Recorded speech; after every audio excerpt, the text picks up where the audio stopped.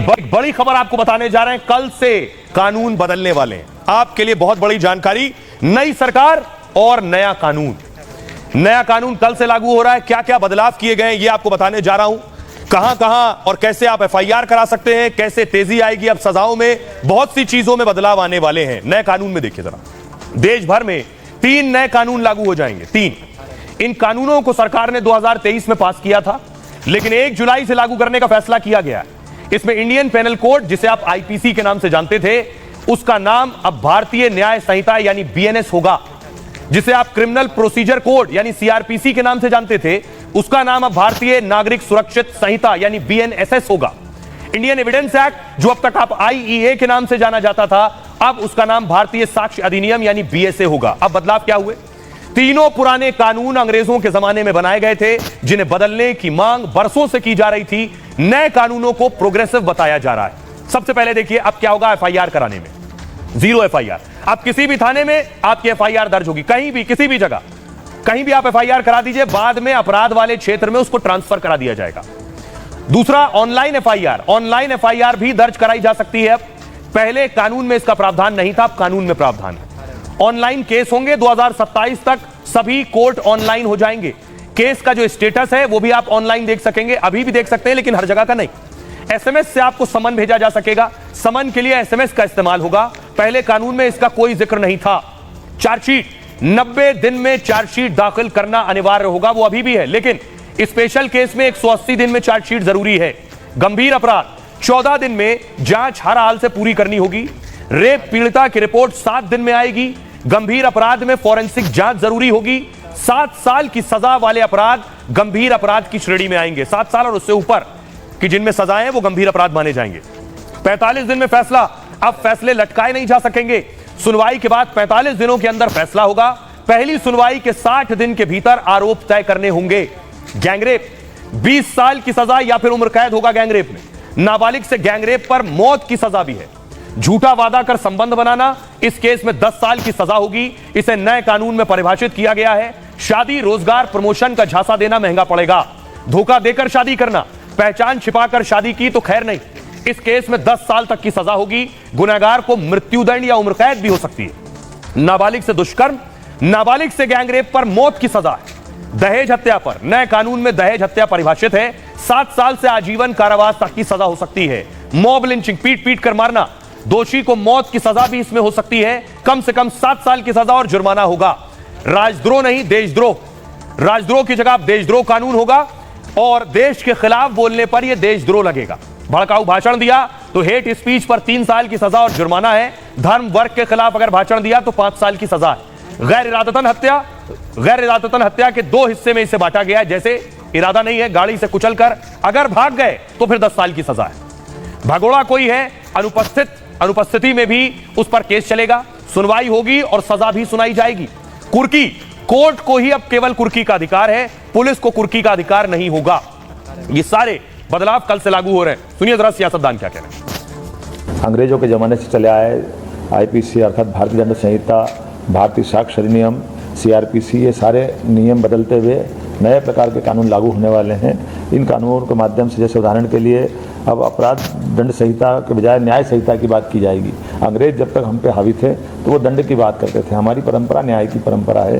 यशस्वी प्रधानमंत्री के नेतृत्व में ये तीनों कानून पूरे देशवासियों के लिए अपने उनके जीवन में अंगीकार होंगे और उससे सुविधा मिलेगी। पहली बार इंडियन सॉवरेनिटी के तहत हर एक भारतीय के लिए बहुत ही गर्व की बात है कि जो हमारे दिमाग में जो डीकोलोनाइजेशन रहा है, एक ब्रिटिश रूल का जो एक कॉन्टेक्स्ट रहा है और एक उसका जो कॉम्प्लेक्स हमारे में रहा है, उससे हमें आज़ादी दी जा रही है। तो ये बहुत ही शुभ दिन है, ज़रूरी दिन है। जो गृह मंत्रालय ने और कानून मंत्रालय ने बहुत शोध करके ये बदलाव किया है, हम सब इसका वेलकम करते हैं और इससे आने वाले समय में क्रिमिनल जस्टिस सिस्टम के अंदर और प्रपक्ता आएगी और जल्दी से लोगों को इंसाफ मिलेगा।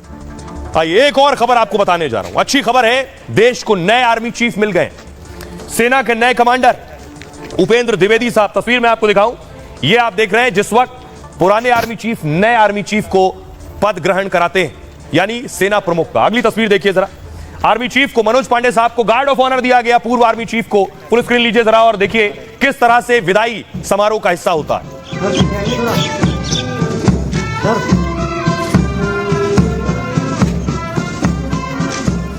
आइए अब आपको बताता हूं मैं कि जनरल उपेंद्र द्विवेदी साहब देश के 30वें सेनाध्यक्ष होंगे। जनरल मनोज पांडे से उन्होंने कार्यभार संभाल लिया है। General Upendra Dwivedi vice chief of army staff थे। जनरल उपेंद्र द्विवेदी को आज अपने पद से रिटायर होना था, लेकिन अब वो लेफ्टिनेंट जनरल से जनरल रैंक में प्रमोट हो गए। अब जनरल द्विवेदी 62 साल की उम्र तक सेनाध्यक्ष के पद पर रहेंगे। सेनाध्यक्ष का पद 3 साल या फिर 62 साल की उम्र तक होता है। इसमें जो पहले आ जाए तब तक सेनाध्यक्ष सेवाएं देते हैं। यानी जनरल द्विवेदी आज रिटायर हो रहे थे, लेकिन उन्हें आर्मी चीफ बना दिया गया, तो अब वो आज 60 साल के हो गए तो रिटायर हो रहे थे, अब वो 62 साल तक आर्मी चीफ के पद पर रहेंगे। मध्य प्रदेश के रहने वाले हैं, सैनिक स्कूल रीवा से पढ़ाई की, 1981 में एनडीए में शामिल हो गए। 1984 में जम्मू कश्मीर राइफल्स में इनको नियुक्ति मिली। जम्मू कश्मीर राइफल्स की 18वीं बटालियन में शामिल हुए। असम राइफल्स के सेक्टर की कमान संभाली। राजस्थान के रेगिस्तान में कमान संभाली। 2020 में कोर का कमांडर बनाया गया। 2021 में उपसेना प्रमुख बनाए गए और 2022 में general officer commanding in chief बने। जनरल द्विवेदी परम विशिष्ट सेवा पदक से सम्मानित हैं। अति विशिष्ट सेवा मेडल से भी सम्मानित हो चुके हैं। जनरल द्विवेदी ने जनरल पांडे की जगह ली है। जनरल मनोज पांडे आज ही अपने पद से रिटायर हुए।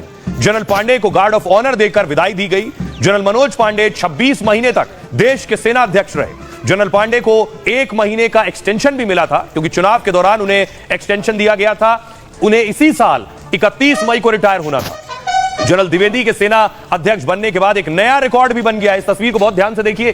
देश के इतिहास में पहली बार हो रहा है 2 सेनाओं के प्रमुख क्लासमेट हैं, एक साथ पढ़े हुए, एक ही क्लास में दोनों। नौसेना प्रमुख एडमिरल दिनेश त्रिपाठी जनरल उपेंद्र द्विवेदी के क्लासमेट रहे। नौसेना प्रमुख दिनेश त्रिपाठी और आर्मी चीफ द्विवेदी 5वीं क्लास में साथ साथ थे। दोनों 1970 के दशक की शुरुआत में 5वीं क्लास में एक साथ पढ़ते थे। तो ये एक खास जानकारी। आइए खबरों में आगे बढ़ते हैं। आज की एक और बड़ी खबर है जिसकी फिक्र पूरी दुनिया कर रही है। देखिए जरा, खबर यह है कि आखिर सुनीता विलियम्स अंतरिक्ष से कब लौटेंगी। वहां फंसी हुई हैं, वहां से अब तक आ नहीं सकी हैं। सुनीता विलियम्स की आप तस्वीर देख रहे हैं। भारतीय मूल की सुनीता विलियम्स हैं, तो भारतीयों का एक अलग कनेक्शन भी उनके साथ है कि एक हमारा अपना अंतरिक्ष में फंसा हुआ है, कैसे वो वापस आएगा उसके लिए दुआएं और प्रार्थना भी हो रही। अगली तस्वीर दिखाऊं मैं आपको। ये आप देख रहे हैं, ये अंतरिक्ष की तस्वीर है उनकी। अंतरिक्ष में है, किस तरह से रह रही है। वहां गई थी अंतरिक्ष में खास मकसद के साथ। नासा का एक बड़ा मिशन था, लेकिन वो मिशन क्या बीच में अटक गया है। कहा जा रहा है जिस यान में सुनीता विलियम्स हैं, अगर इस यान से जो गैस लीक हो रही है, ये यान नीचे धरती पर आता है तो बीच में आग का गोला बन जाएगा, उसमें धमाका हो सकता है। जरा रिपोर्ट देखिए।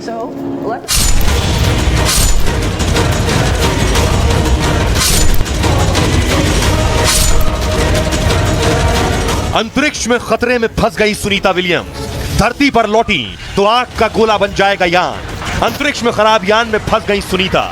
20 से ज्यादा दिनों से सुनीता खराब यान के साथ अंतरिक्ष में फंसी हुई है। नासा की तमाम कोशिशों के बाद भी अंतरिक्ष यान अभी भी खराब हालत में खड़ा है। हर नए दिन और नए घंटे के साथ सुनीता की मुसीबत बढ़ती जा रही है। अब सवाल यह है कि अंतरिक्ष में फंसी सुनीता कब धरती पर लौटेंगी। अब मैं आपको बताऊं, सुनीता जिस यान में गैस लीक हो रही, वो यान